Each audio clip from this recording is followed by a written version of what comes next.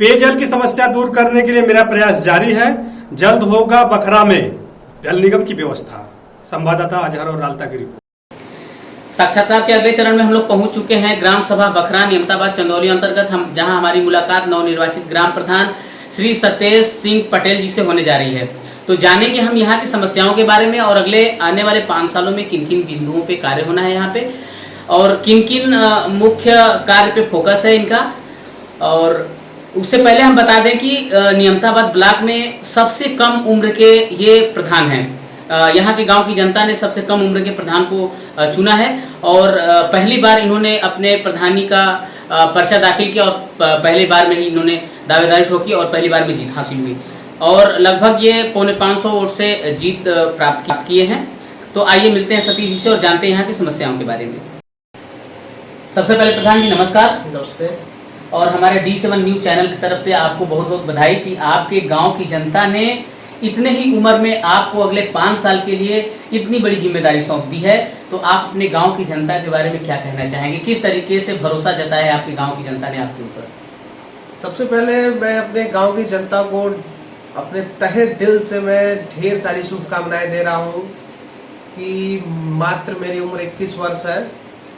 इतने कम उम्र में मुझे इतनी बड़ी जिम्मेदारी सौंपी, इसके लिए मैं अपनी जनता, ग्राम की जनता व क्षेत्र की जनता को तहे दिल से, क्योंकि मुझे जिताने के लिए पूरा गांव ही नहीं पूरा क्षेत्र लगा हुआ था, क्योंकि मेरा जो व्यक्तिगत संबंध है लोगों से बड़े ही अच्छे हैं, इसलिए पूरा क्षेत्र लगा था। इसलिए मैं पूरे क्षेत्र की जनता को धन्यवाद देना चाहूँगा और साथ में गांव की जनता मुझे बहुत ही बढ़ चढ़ के मेरे चुनाव में हिस्सा ली। जो लोग कभी नहीं हिस्सा लिया करते थे वो इस बार मेरे चुनाव में हिस्सा लिए और 5 प्रत्याशियों 5 प्रतिद्वंदियों के बीच में मैं 5वां प्रतिद्वंदी था, जिसमें कि पूरा 1238 वोट पड़े थे, जिसमें से मुझे 53% वोट केवल मुझे ही पड़े।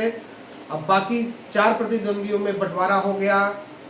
मैं बताऊं मेरी जीत 450 वोटों से हुई। 475 वोटों से मैं चुनाव जीता और मेरा जो सेकंड फाइटर था 160 थे, जो वो 160 वोट पा करके अपना जमानत भी नहीं बचा पाए।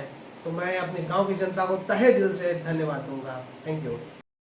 प्रधान जी, हर गांव में बहुत सारे गरीब तबके के लोग होते हैं जिनको रहने के लिए छत नहीं होता है, वो आज भी झुग्गी झोपड़ियों में होते हैं।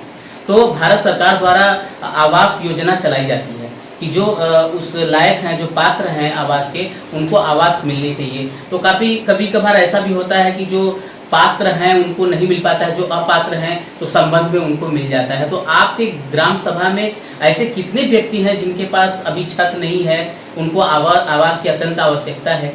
देखिए, बात की जाए आवास की तो हमारे गांव में पिछले 10 साल में मात्र 1 आवास आए हैं जी, और वही एक ही आवास अभी तक आया हुआ है। और बाकी हमारे अगर पात्रता की बात की जाए तो हमारे गांव में 100 से ज़्यादा पात्र हैं जिनको आवास की सख्त आवश्यकता है, जिसमें से नियर अबाउट 50% तो झुग्गी झोपड़ियों में ही रह रहे हैं, जिनको तत्काल आवास की आवश्यकता है।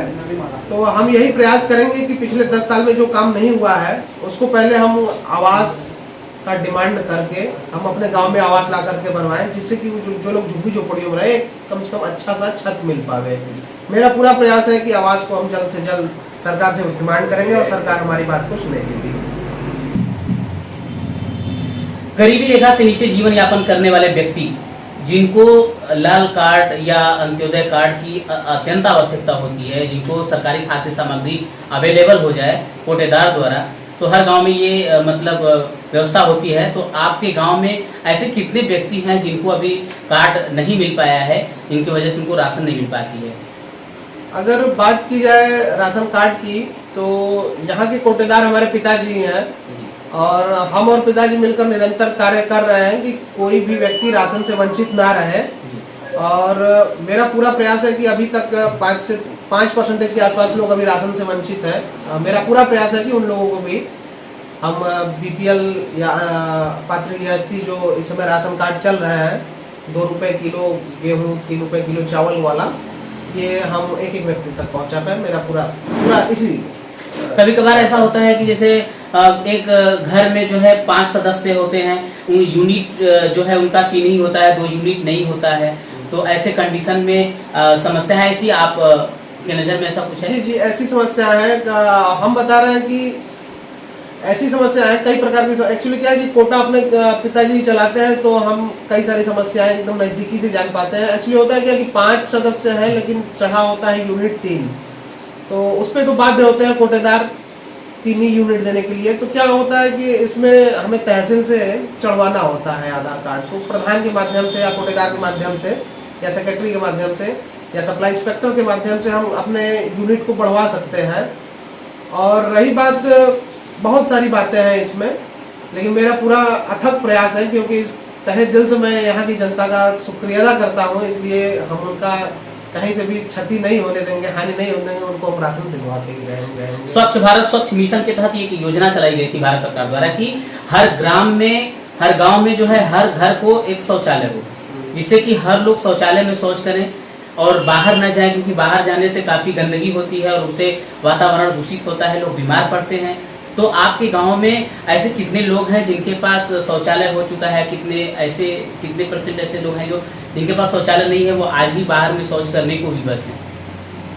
सर्वप्रथम मैं माननीय मुख्यमंत्री योगी आदित्यनाथ जी का ध्यान अपने गांव की तरफ खींचना चाहूँगा, क्योंकि हमारे यहाँ SBM के तहत, स्वच्छ भारत मिशन के तहत लगभग में 125 शौचालय बनवाए गए, जिसमें से आज भी 6-6 हज़ार रुपये सबके खाते में चला गया, लेकिन वो आज भी काम अपूर्ण है।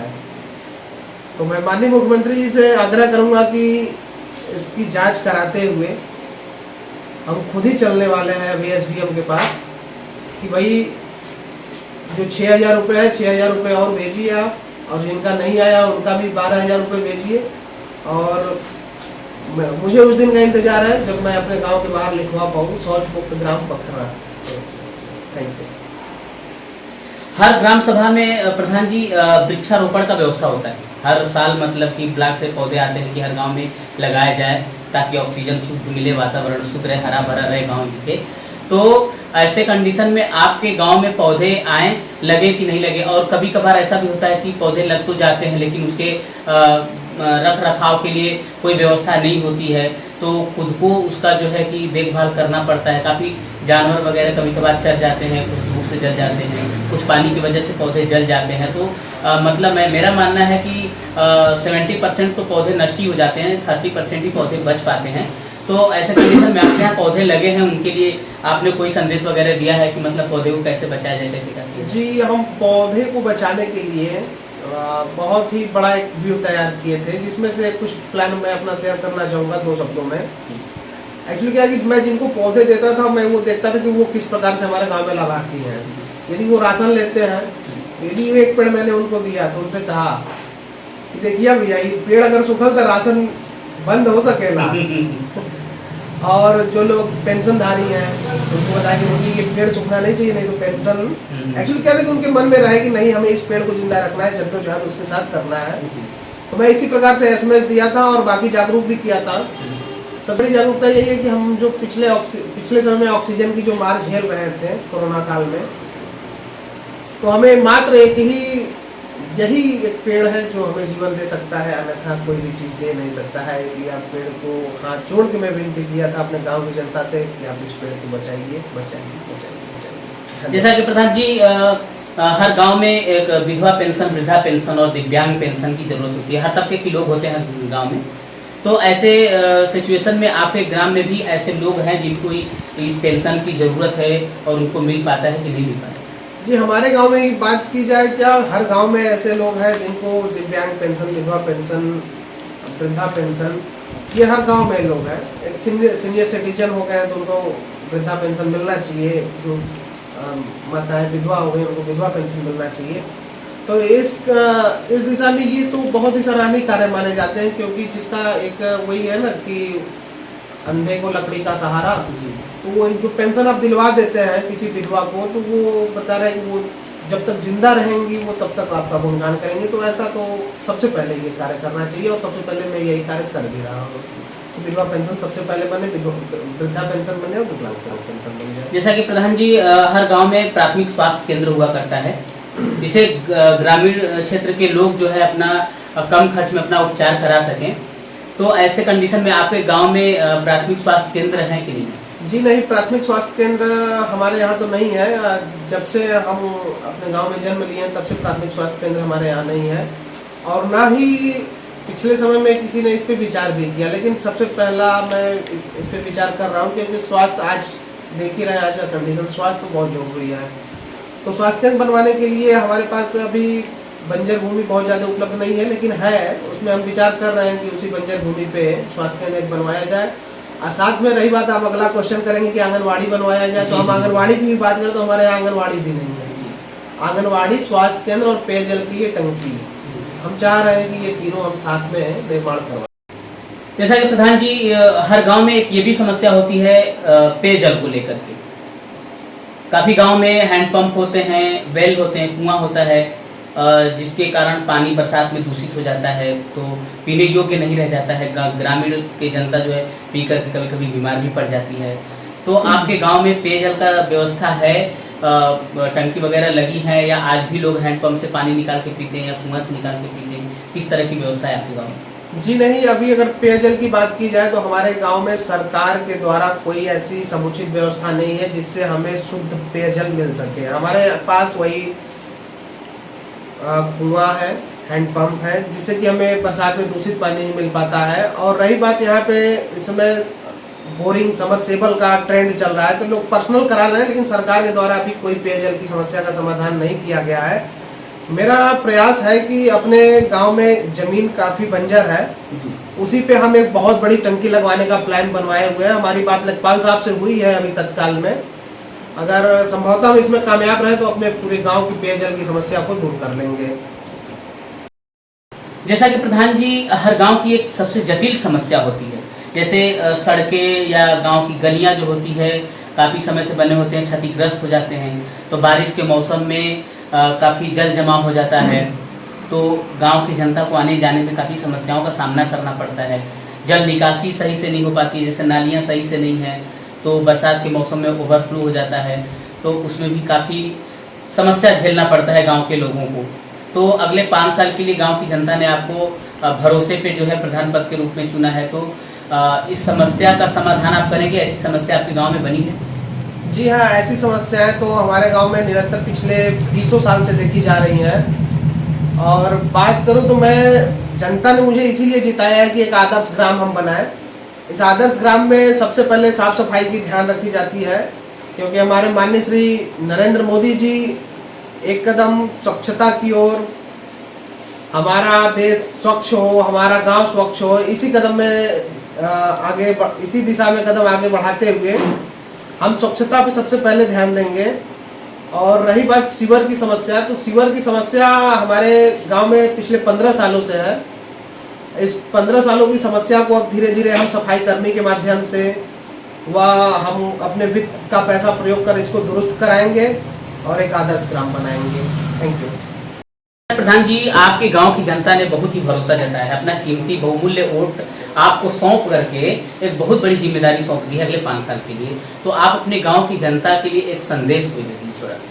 जी, अगर संदेश की बात की जाए तो काफ़ी अनुभव तो हमें नहीं है कि हम बहुत ही समुचित संदेश दे पाए, लेकिन अभी तक जितना भी मेरा अनुभव है मैं अपना साझा करना चाहूँगा।